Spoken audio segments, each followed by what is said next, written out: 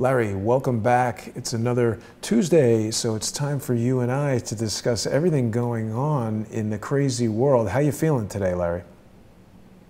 Feel okay. Feel okay, Jason. Good to know. Good to know. I know you were just at the hospital again. I always like to remind people that Larry really does need our support. And if people enjoy listening to the show, even if only to send me crappy comments, make sure you go over to nicholslive.com and click on the donate tab. You can send Larry some financial support either by PayPal. You're going to get his PayPal address right there, which is nicholslive@aol.com. You can also stick some cash in an envelope and mail it to Larry over in Conway, Arkansas. How's everything going in Arkansas right now, Larry? It's going better. The heat's broken, so it's not near as bad as it was. That's during good. The hot days. So, of course, you're heading into hurricane season, so we got to be careful still for a couple more months. But speaking of hurricanes, there's been a lot going on with the whistleblower and, morons like Adam Schiff coming out and insisting that they have all kinds of evidence of whatnot. What do we want to talk about today? Well, I think it's important for the audience to understand that the problem Schiff has with the whistleblower, they can start the impeachment in the House. Certainly they can do that if they choose to. But they know if it goes to the Senate, it can't stand because the whistleblower, Jason, is hearsay. Right. And of course it can't be allowed ordinarily. Now, of course, they're changing the rules daily, so who knows anymore. But ordinarily, hearsay would not be allowed. The whistleblower did not hear the conversation. That's not immediately dangerous to Trump, but their Schiff is doing something that is, and it's a subpoena trap. Now, you know what a perjury trap is. That's where you trick somebody to come in, and then the whole game is to trip them up with saying something so you can get them for perjury. Right. A subpoena trap is different, but it is similar. And so what he's doing is he is subpoenaing Pompeo and all of his relevant documents to come before the committee. And as most should know, President Trump has stated that he is not going to allow Pompeo to go before that committee, justifiably so. It's just going to be a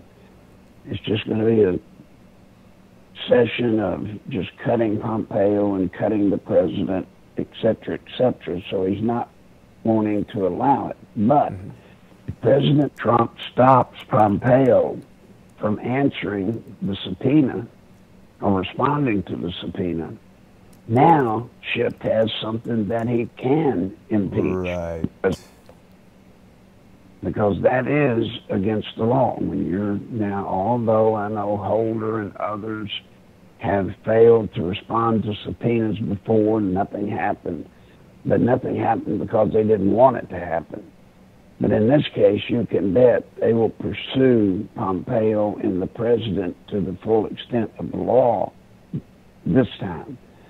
So they've got him if he doesn't show up. Then, if he does allow Pompeo to show up, and Pompeo uses any questions about the Ukraine or the conversations he had with the president about the Ukraine, if he refuses to answer under presidential privilege, they've got the chance again to go after him because executive privilege does not apply when there is felonious activity or suspected felonious activity. In other words, you can't use executive privilege to cover up a crime. Right. So it's all a vicious trap to get Trump brought before an impeachment. Now, then we got another problem. The rumor is, I do not know at this moment in time the validity of it, and we are checking, trying to find out. But supposedly Mitt Romney has gone around and has some, so it said, some 30 Republicans that are willing to impeach the president in the Senate. Now, folks, that's scary.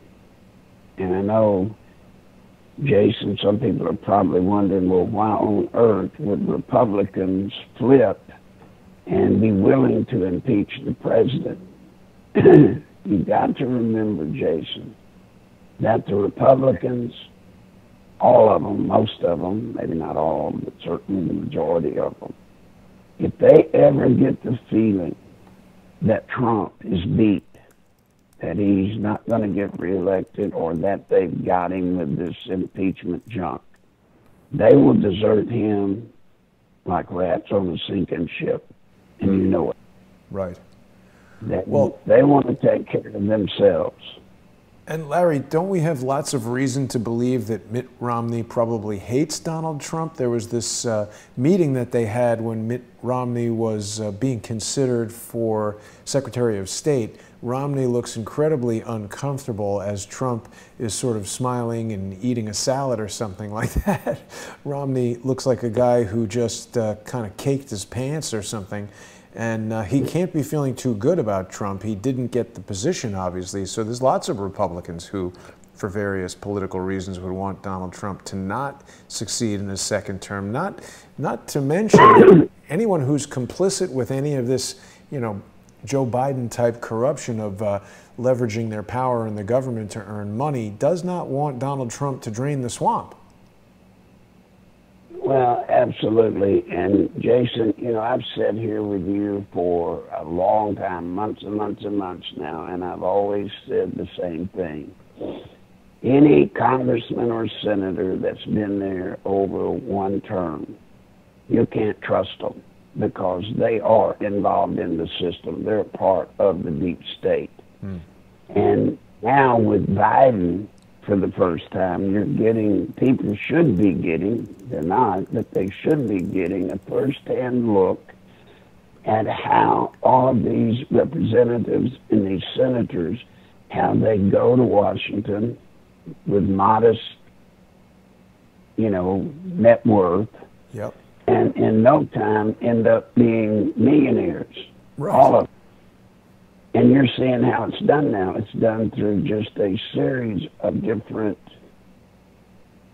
deals that they can pull off with the power that they have. Right.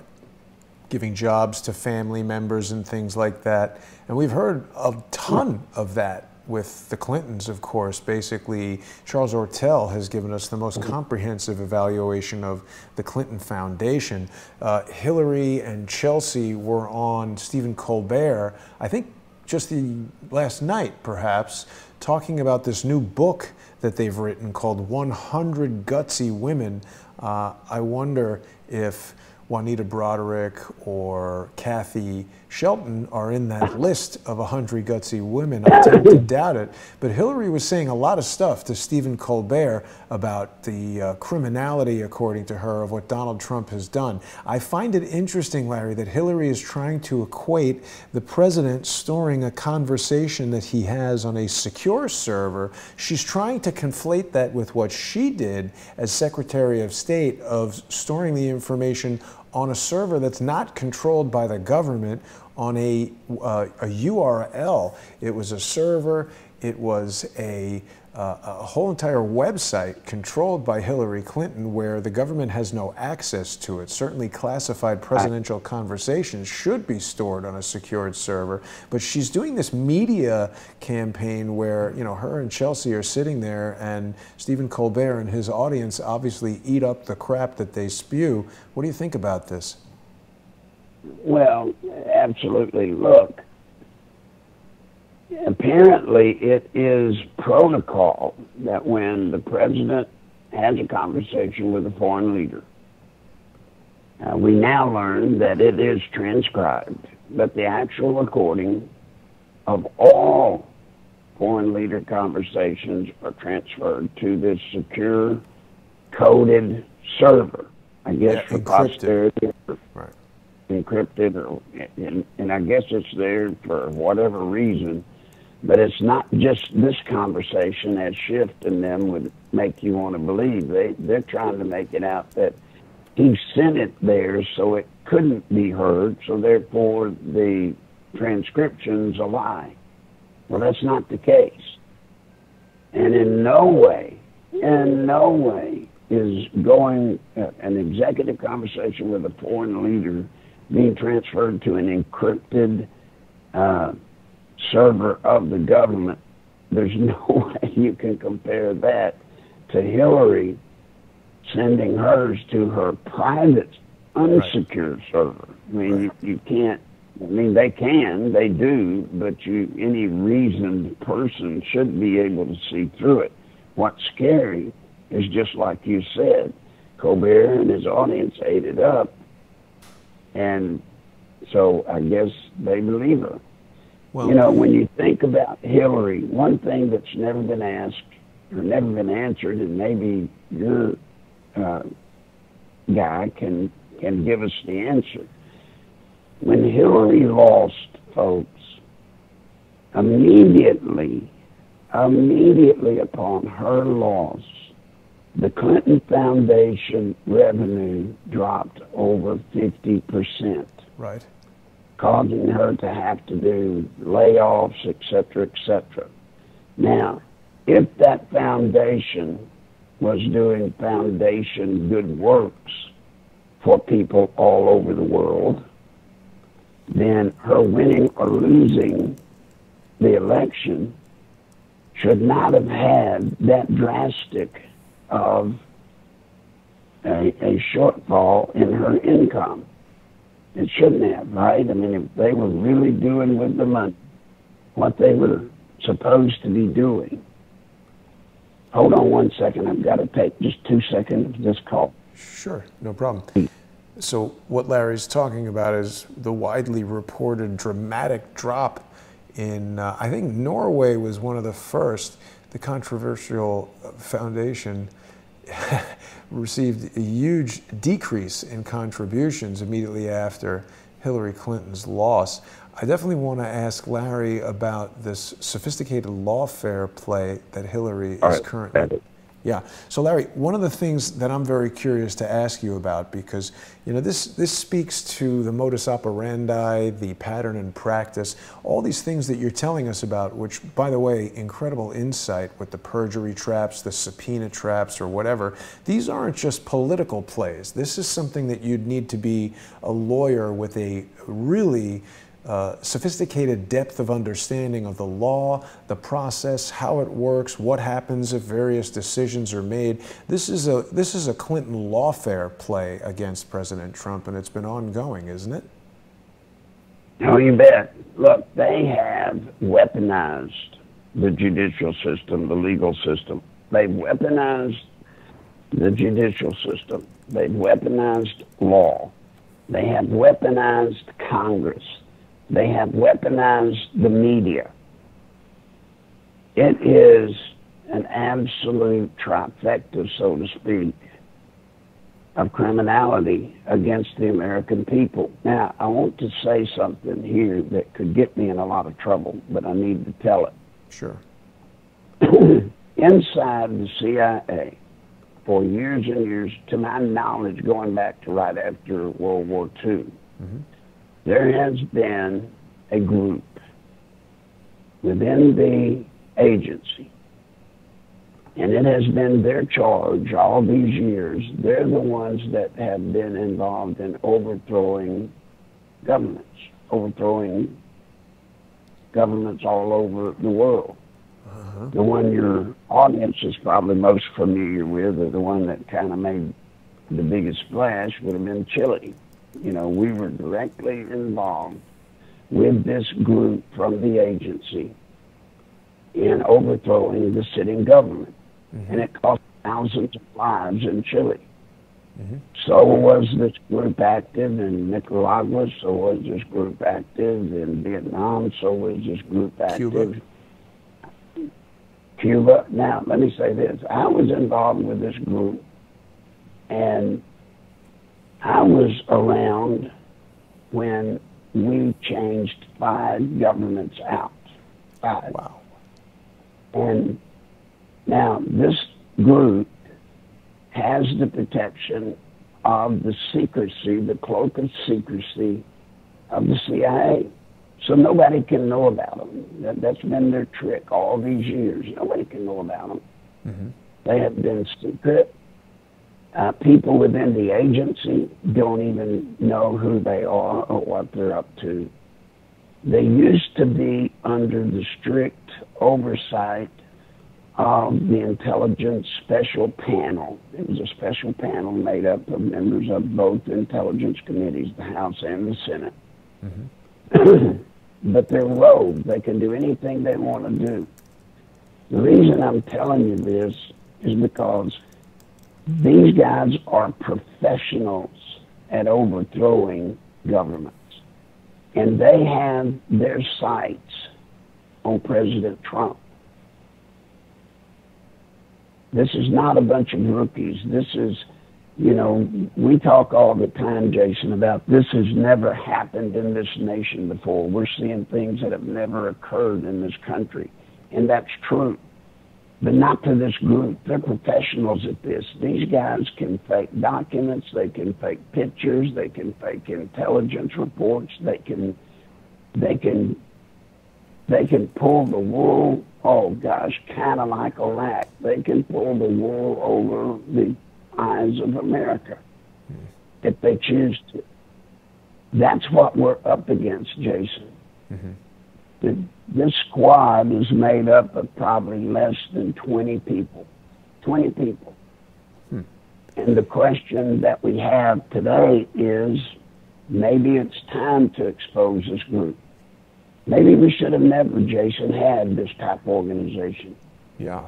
Maybe it was wrong in the beginning. You know, this group was put together originally, as I was told, for after World War II to restructure the Middle East so that they could stabilize the flow of oil and keep all the countries and invent countries.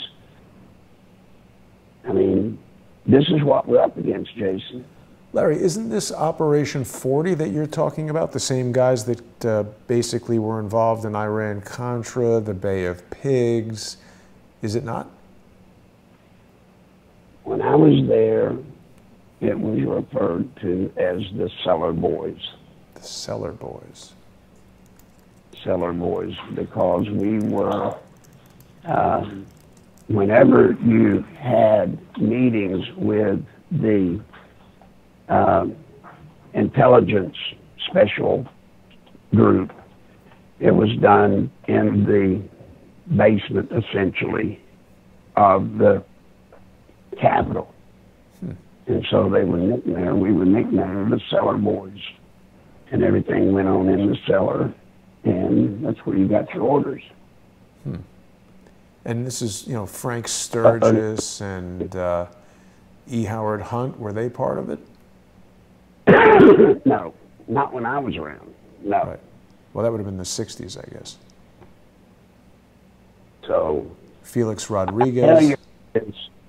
I tell you all this simply, I don't even want to tell you, but I feel compelled to bring out this information because that's whoever is the puppet master. This is the group that's developing the strategy step by step. And it's sophisticated, and they know what they're doing, Jason. They know what they're doing. These would be the same guys who killed Che Guevara, right? Right. Kept his hands in a jar or something like that? They've assassinated people all over the world. They had, I was involved, well, I shouldn't say, but anyway, El Salvador, I mean, just everywhere. I mean, it was just bad. It was just bad. Now, at the time, You thought you were doing good, you know, especially when you were led to believe that you had congressional oversight, so therefore it must be right. Right. But one day, I guess, had to come, and it has finally happened, when one day, what do you do if you have a totally corrupt House and Senate that have control over this organization? Look what they can do. Right. So, Larry, are you telling us that Adam Schiff, as the chairman of the House Select Committee on Intelligence, would directly interface with this group? Yes, exactly what the hell I'm telling you. Sounds to me like this group would be manipulating Schiff rather than Schiff telling them what to do. Adam Schiff seems like really a not too sophisticated guy. They may be. Maybe I've said that wrong. They're working with, through, for Schiff. I don't know. I don't know any more than that. Right. But, for example, to show you how it works, you know, we have one rule. What always works, you always keep doing, right? Yep. If it works, you keep doing it. If it ain't All right, now let's go. Yeah, let's go to the SEAL dossier. Mm-hmm. The SEAL dossier was a totally contrived document. It was not real. Right. Now, isn't it odd that with this whistleblower flap, it has a document which is his statement that is totally fabricated. It's not real. Right. Think about it.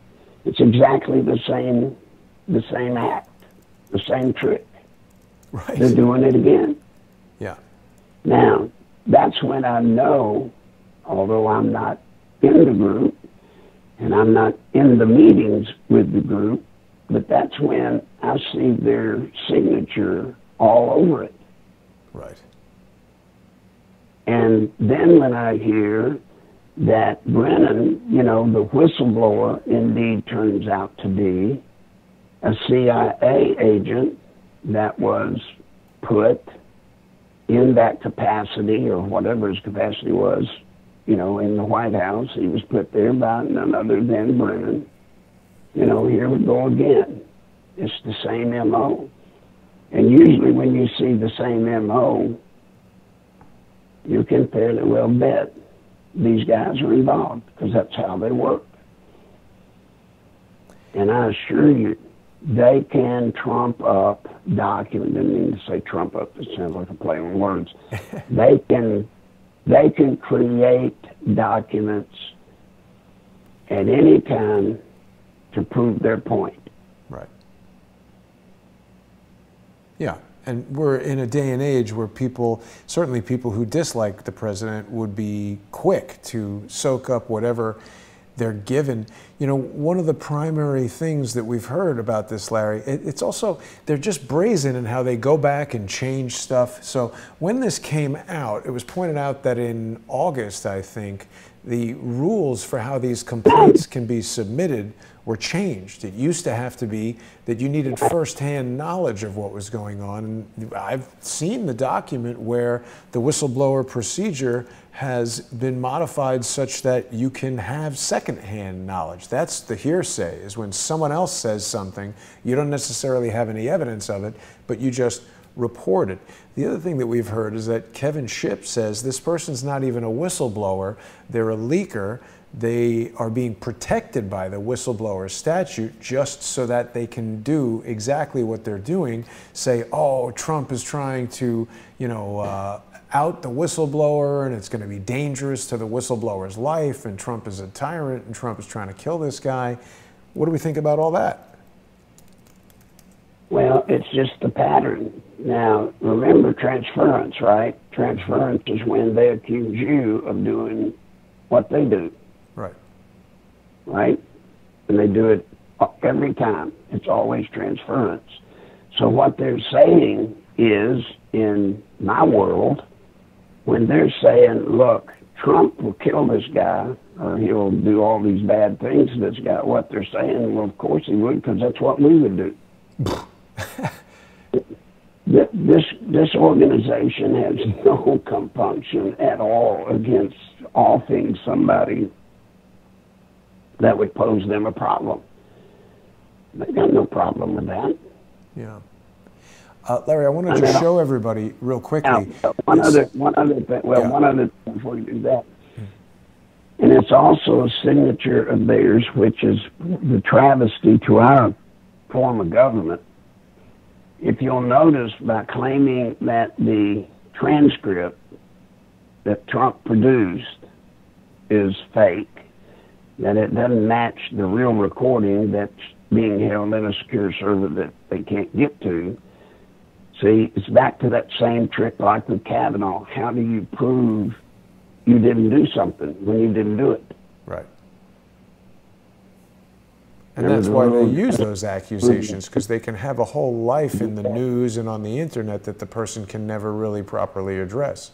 And they're not worried about hearsay and these kind of things, because this doesn't actually ever have to get to court. It just has to be, you know, yelled about on the news a sufficient number of times to screw up Trump's campaign for 2020. Let me ask you about this specifically, Larry. We've got on screen right now this disclosure of urgent concern form from the Office of the Inspector General. Item number 3 shows that the person submitting this form can choose between "I have direct and personal knowledge" and "I heard about it from others." Now, I can understand why in a sensitive matter, if you've heard about it from others, that you could submit this on some, you know, sealed form. It seems to me that this type of form being submitted to the Inspector General of the intelligence community very likely could automatically be considered a classified document, not for public consumption until an investigation has been done. Certainly, you know, suspicion of a crime can often be sufficient to investigate it, but not sufficient to bring charges or to indict someone, which an impeachment is equivalent to an indictment. Now, just today, the Washington Post is reporting that Trump has made a false claim that the rules were recently changed, but we've seen evidence of that. Do you know anything about this? Well, no, I haven't. I'm not surprised at all. This plot with the whistleblower, Jason, didn't just happen. It didn't just accidentally materialize and all of a sudden, oh my God, somebody sent in a whistleblower complaint. That didn't just happen. They have been working on this for weeks or months, down to and including the actual, you know, the actual complaint itself. The actual complaint, it's being alleged that it was done by Schiff's attorneys. It's not true. It's actually was written, and you will hear this eventually, it was actually drafted and written by Schumer and his legal team. I don't doubt it. It seems like this Washington Post article is focused on semantics, where Trump referred to it as the rules. I mean, the point is the document changed, where people can now, you know, submit stuff with secondhand information. I mean, it all comes down to, this is a repeat of everything, as you've said, that they've done to Kavanaugh, that they've done to the president. You know, they're trying to rewrite the Constitution, they're trying to rewrite the rules so that anybody that they don't like, they can just accuse of something, and immediately their life, their career, their political opportunities are totally ruined. They're not protected by any of our constitutional rights, such as the presumption of innocence, or, you know, as you've said, even in a civil matter between two people, you can't submit hearsay information as evidence. It's inadmissible. And, you know, and remember what I told you relative to what the Post did and talking about the document, you know, that he's lying about it. Remember what I'm telling you. This organization can fix anything. I've seen them do it.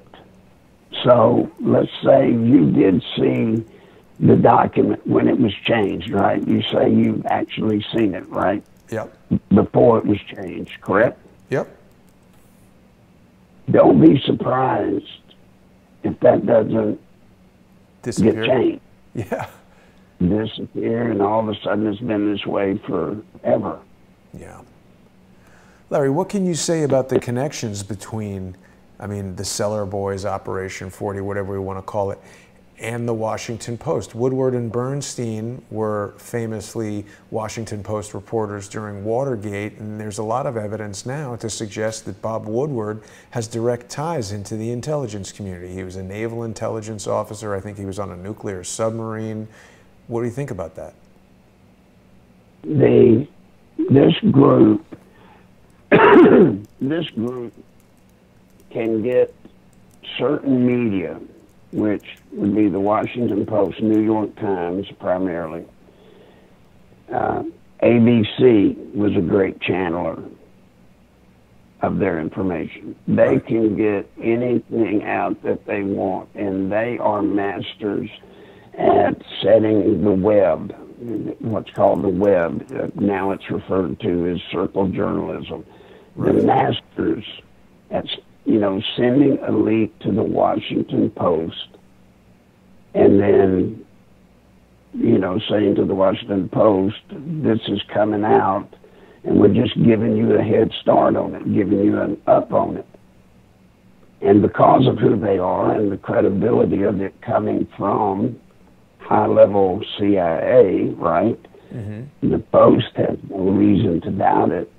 Well, then they turn around and they go to, for example, the New York Times, and they say, listen, just got something I got to tell you.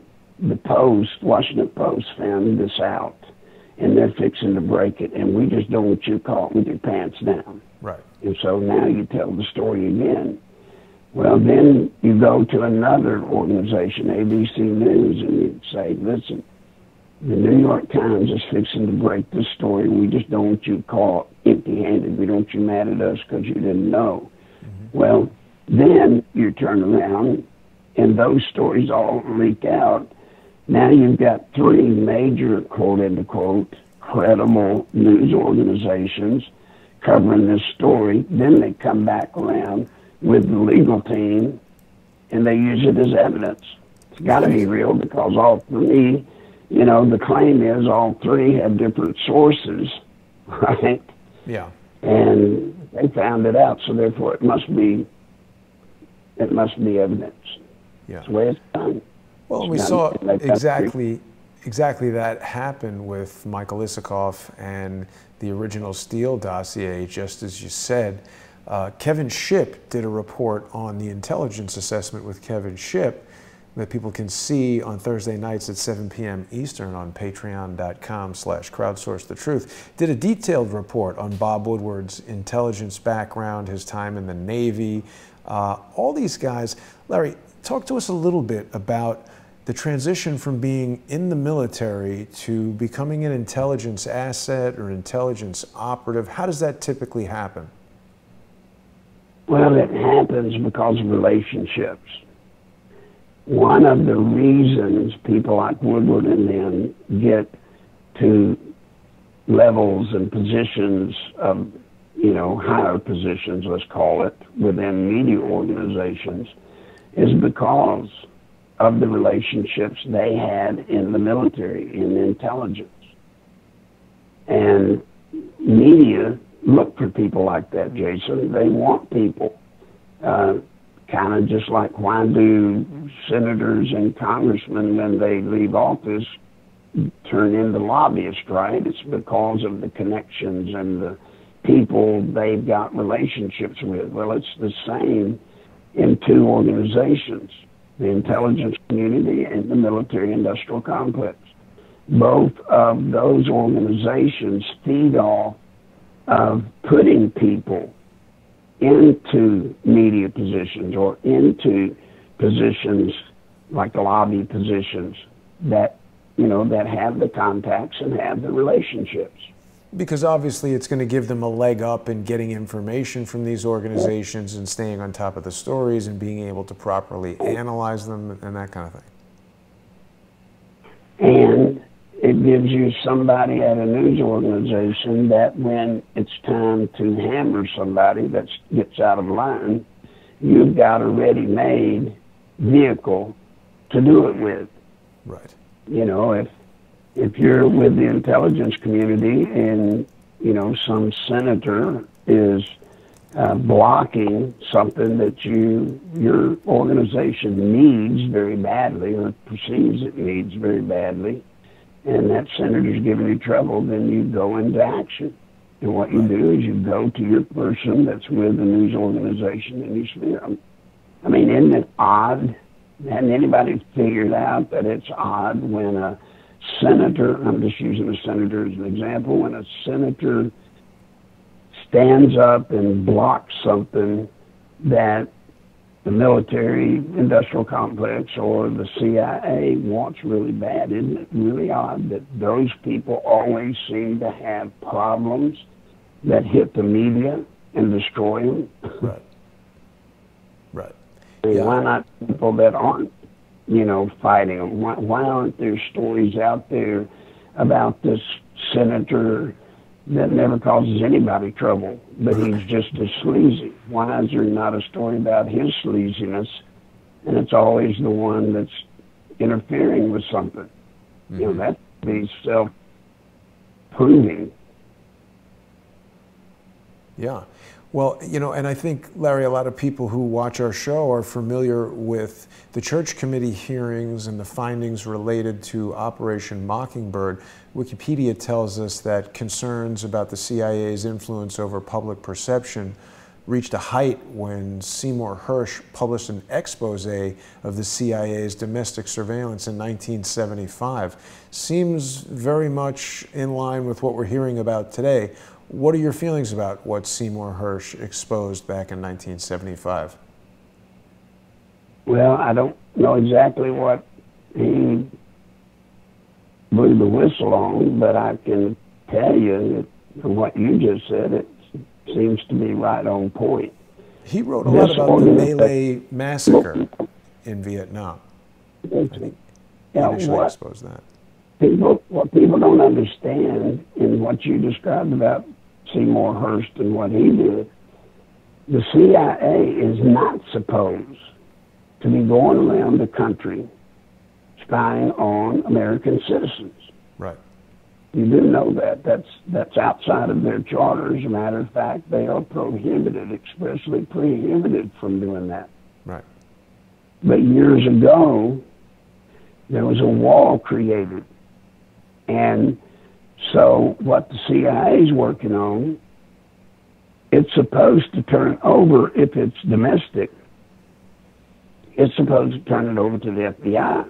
Right. But oddly enough, a wall was developed that prohibited the CIA from communicating with the FBI, and that was brought to light during 9/11. Yeah. If you'll remember, that's when that was exposed, because the agency knew stuff that should have been turned over to the FBI, and then the FBI could have handled it, which could have possibly prevented 9/11. But they couldn't present it because there was this legal wall that had been put in place that prevented them from communicating. Right. I have a feeling a lot of our viewers, and this is going to include me, don't exactly believe that and feel like that might just be something that we're told to kind of explain away what happened on 9/11, because if they said, oh, well, we actually knew about it and were involved in planning it and allowing the terrorists in. I was just showing everybody a picture of James Comey, Clapper, and Brennan. And, you know, it seems like these guys know each other pretty well. I know that Comey and Brennan certainly said at one point in their lives they were members of the Communist Party. That's pretty serious commitment to communism, and sort of surprising to contemplate the fact that these guys are sitting at the top of some of those powerful agencies in the United States, particularly given the knowledge that, you know, the communist movement has a decades-long plan to subvert and destroy the United States of America. Well, absolutely. And then you have to ask, for those positions, how in the world, I mean, if they even hinted at some point in their life that they were members of the Communist Party, how on earth did they get through the confirmation process. Seriously. Yeah. How? I don't know. But You know, there's this famous photo. Sorry. What were you saying? It just goes to show you, Jason, that this system's been stacked for years and years and years. Yeah. Yeah. There's this very famous photo, Larry, of John Brennan inside the office of Barack Obama. I guess it's the Oval Office, I can't immediately tell, but it's very reminiscent of The Godfather, at the end of the first Godfather movie, where Michael takes over the family after his father has died. And I think is it Diane Keaton who plays the wife or the girlfriend? She's on the other side of the door as the door slowly closes, and it's just visually telling the audience that she's not a part of this, and there's something going on behind that door that is not to be known. This picture of John Brennan and Barack Obama is evocative of that moment for me. What the hell are these guys talking about? It looks like two communists planning the destruction of the United States to me. And as you can tell from the events and what has happened, there's a good chance they were.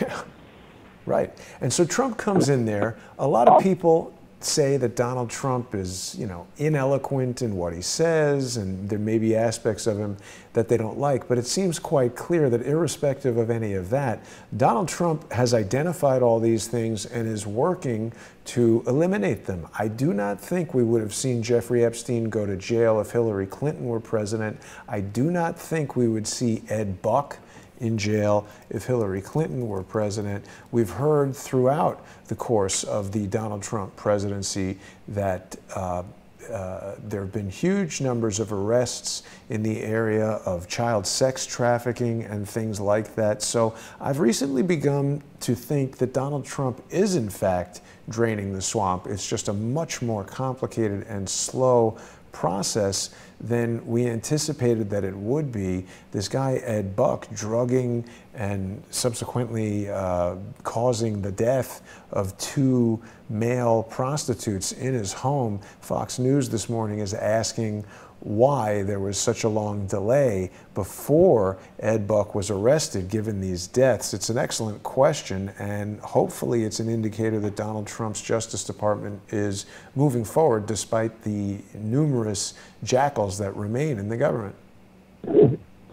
Well, I think when you look at what I guess we identify as the deep state, as you learn more about it, you know, just like the Cellar Boys, just like everything you're learning through this program, you see that this deep state is so entrenched. Dear God, it's entrenched. And it's entrenched by people that are not elected. It's entrenched with career employees, right, people that work their way up the political inner office politics and get to these positions. And then once they're in that position, then they change their spouse's name and use the maiden name or whatever. Right. And then they get put in a place, and you know, busting it up is not an overnight process. Absolutely. And I think even President Trump now, I think, has probably figured out the order of magnitude of the mission he's trying to accomplish. And it's significant. Larry, I think it was you. Sorry, say again? He's got enemies in his own damn camp. Absolutely, no doubt. I think it was you, Larry, who had told me that former FBI Special Agent Peter Strzok's wife was the head of the SEC or the chief legal counsel for the SEC or something like that. She is the liaison for the SEC. So if the SEC has a case that should be turned, that they deem should be turned over to the FBI, it's got to go through her. Right. Hard to find an image of her online. I'm trying to think of her name, and my mind just went blank, Hutchison or something, but that's his wife. And yet, she's in a critical, vital position to block anything from the SEC that they don't want to be exposed. Right. Now, how many of hers are there in our government that are in equally as important positions? Melissa Hodgman is her name, I think. Hodgman, there you go. Yes, Melissa Hodgman. It's interesting to note, Larry, when I searched for images of her, we're seeing images of two women who look completely different. And it strikes me that this is a frequently used tactic of the deep state. You just put out two different looking images, and right away it immediately introduces confusion as to who this person is. You know, dual images get shared all over the place, particularly in this day and age of social media, so that it inherently throws people off the scent. Just going back a minute to what you were saying about these bureaucrats who are installed, I know that you've been very positive on William Barr. A lot of our viewers have. He was pivotal, obviously, in the ending of the Robert Mueller investigation, but I see him here in this photograph when he was part of the H.W. Bush administration. And again, it brings back some feelings of concern that, you know, how do we know that he's not part of the deep state in there to make sure that Donald Trump doesn't succeed at draining the swamp? And wouldn't it also make sense from an intelligence standpoint, if that were William Barr's purpose, that he must first gain President Trump's trust? You know, Jason, I have tried to be as open as I can about my feelings about Barr. Mm-hmm. We're finally to a point to where we're going to see very soon, I believe, my opinion only, guys, very soon we're going to see the answer that we all seek. It's down to me, to Andrew McCabe. If he does not at least impanel a grand jury or indict Andrew McCabe, mm-hmm. if he comes up with any other finding than that, then we've got problems. And that's not a pleasant thought. You do realize, folks, that if William Barr is still a part of the deep state, to which I believe he was for years back during his early career, or wanted to be, if he's still a part of the deep state, we're in trouble. Because he's it. He's it. If we don't get him, if Barr, as our Attorney General, does not seriously go after these wrongdoings, then, to be honest, we're finished. Right. There won't be another.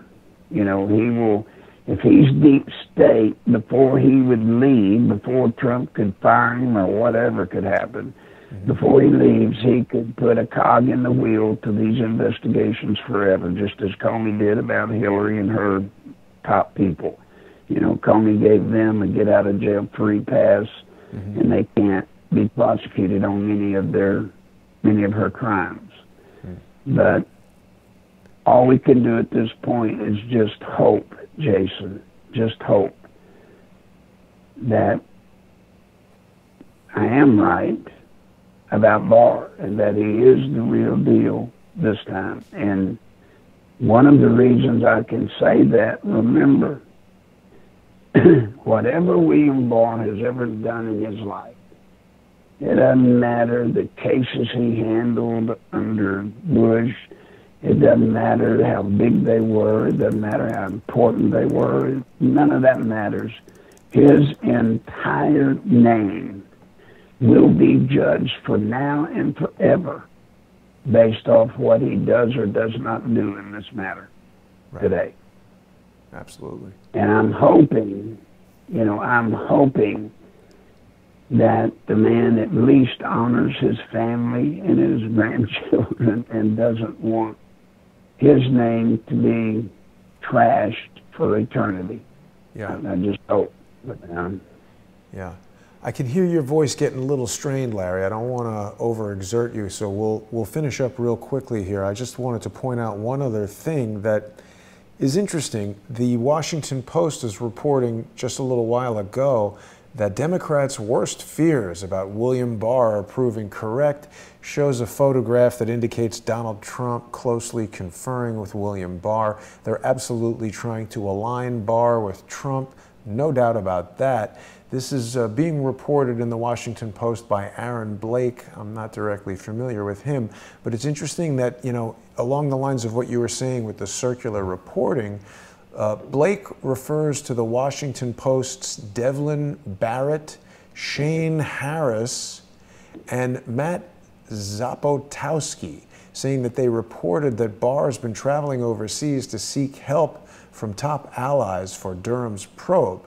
Barr's been visiting Britain and making multiple trips to Italy, and the Trump administration has also made requests of Australia, whose officials played a key role in alerting U.S.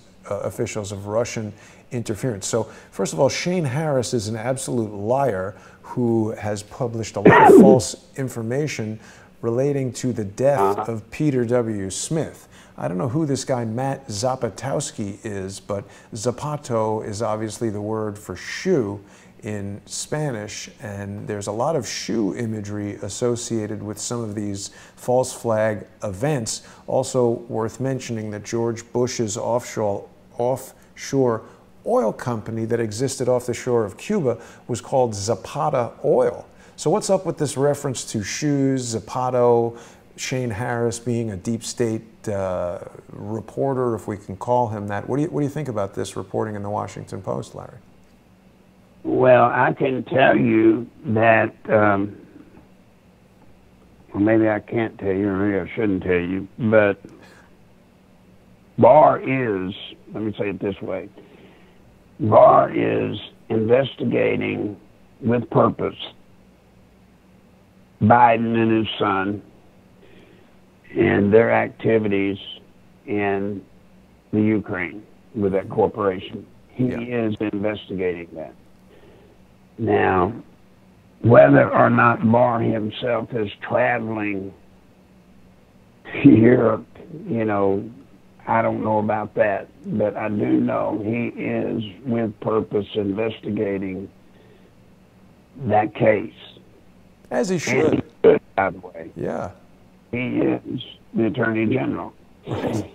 So, the whole concept with the shoe stuff, you know, I don't know, but do not be surprised that there is all kinds of coded things going on. For example, when Schiff read the statement from the whistleblower. Right.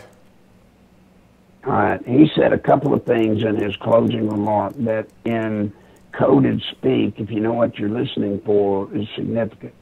First off, he said that President Trump and the way he's running things, my words, not his, is not democracy.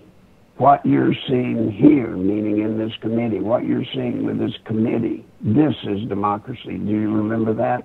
Yeah. Remember that little rant he went on? All right, folks, what he was saying was the truth, except he changed the word. What you saw with that committee is not democracy. That is socialism. And he knew it. And what he was saying, tricking the people, was you don't want it the way Trump's been doing it. You want it the way we're doing it. And he called that democracy. But what he really meant to say was what you want is what we're doing, which is socialism, where we have a committee that will make the decisions. The next thing he did was reading the transcript. But we all know now he didn't read the transcript. Yeah. That wasn't improvisational theater. Right. But he said parody. You know, he slipped it by a half a second, a word that took like a half a second. But you see, folks, if you didn't catch that word, if you're the average American picking up on what he was saying, it sounds like he's reading the transcript from Trump. Did you notice that, Jason? I mean, absolutely. If you were not watching and picking up on every word, you would miss his reference or references to it being a parody. So how many Americans saw him read the transcript for the first time? That was the first time the transcript, if you notice, was read in its entirety. Right. In the whole hearing. But what he read was not the transcript. Yeah. It was made up. Yeah. I mean, that was probably the dirtiest trick of that hearing. The dirtiest trick of all. I'll tell you this, Larry, you know, in modern times, it's become pretty common for people like Adam Schiff to go on to Stephen Colbert or Jimmy Kimmel or even Saturday Night Live. Donald Trump has done that. That's the appropriate place for a politician to engage in parody, not the floor of Congress. That is not at all. Exactly. Yeah. Totally. And talking about Ed Buck, I do know, just in case anybody cares, Barr is looking into, once again with purpose, why Adam Schiff was at Buck's place 16 times. Whoa. Yeah.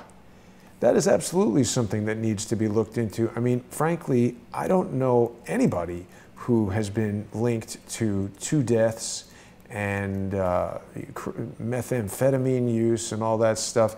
It seems like this is not a good situation at all. And of course, we cannot presume guilt by association, but this is not just a photograph of Adam Schiff with Ed Buck.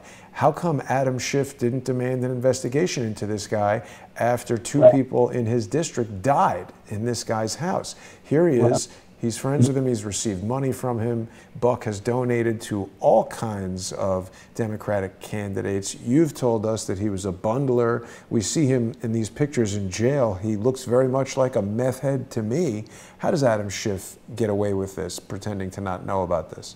Well, the reason Barr is obligated to look into Adam Schiff and the fact that he was there 16 times is because as a member of Congress, if he saw in his time at Buck's any illegal activity, right, he is obligated by law to report it. And if he didn't report it, then he is guilty of a crime. Right. Misprision of felony. And that's what Barr has to look into with purpose. The purpose being that if he was there and, you know, it's obvious something was happening at Buck's place. Something. Yeah. Because three people OD'ing, you know, he's going to call him in. I assure you before this is said and done.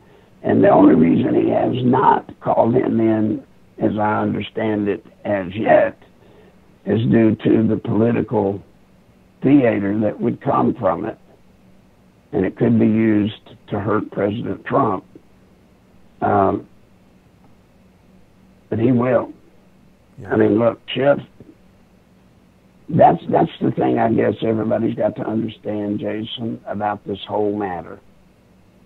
We're at a tipping point. Yeah. And the bad guys know it.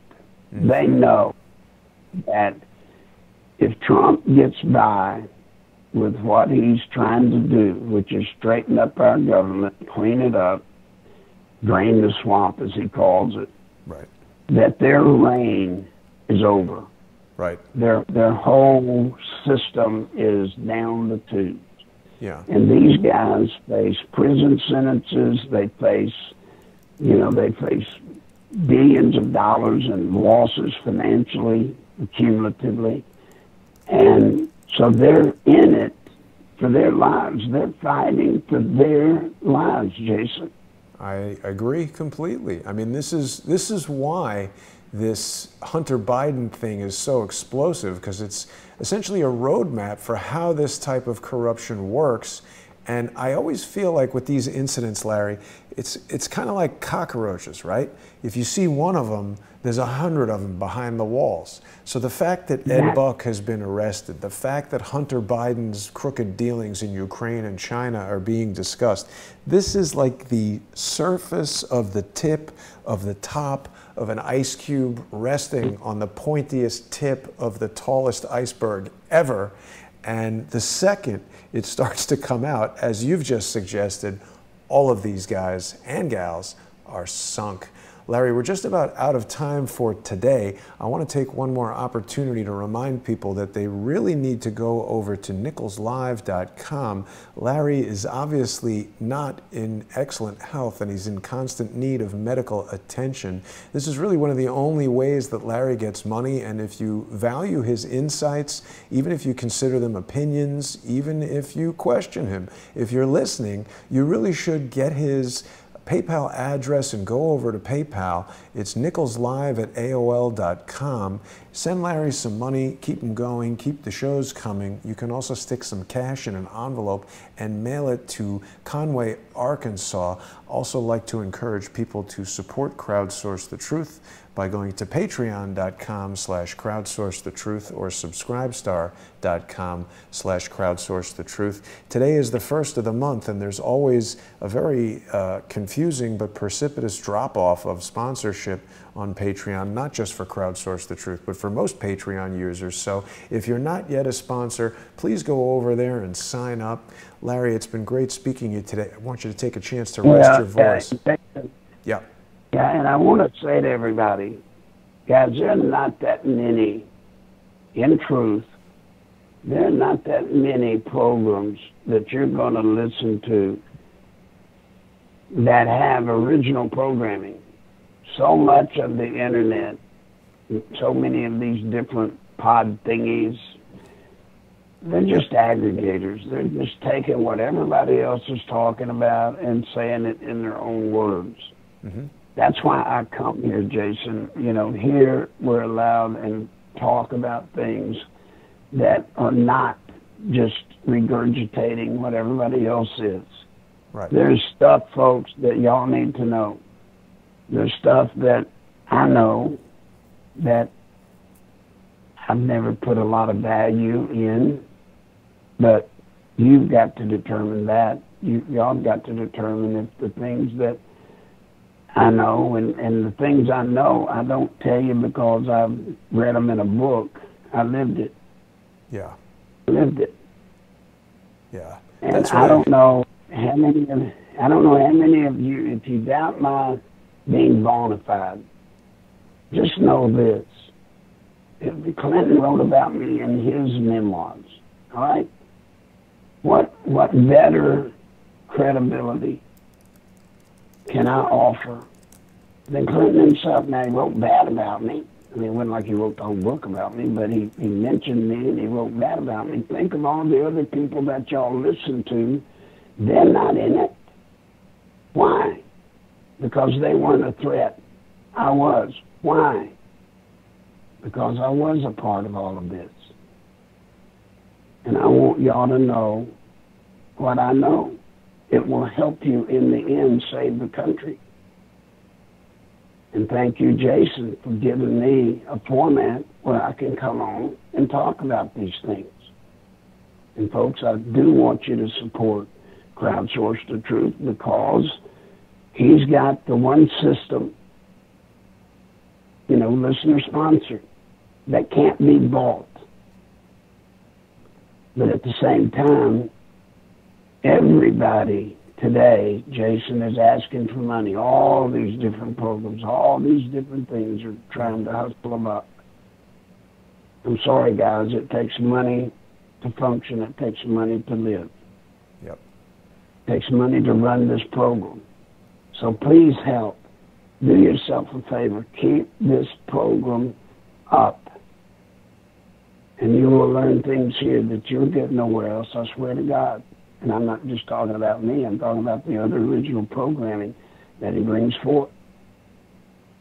I really appreciate you saying that, Larry, and it was one of the things that was very clear in my mind when I started Crowdsource the Truth. I didn't want to just reread news from other websites. And you know, here's something really interesting. I've just noticed that my own credit card, which I use to support the various shows, has been declined. I think it might have expired, or perhaps I have failed to pay the bill. So I've got to go into Patreon and update my information so that each of the co-hosts who are on Crowdsource the Truth get their payment this month. So even if you are a sponsor, please check and make sure everything is up to date. I think this might be one of the reasons that some of the sponsorships drop off at the end of the month. But Larry, it's been a great show. You've shared a lot of really important insights with us today, as you always do.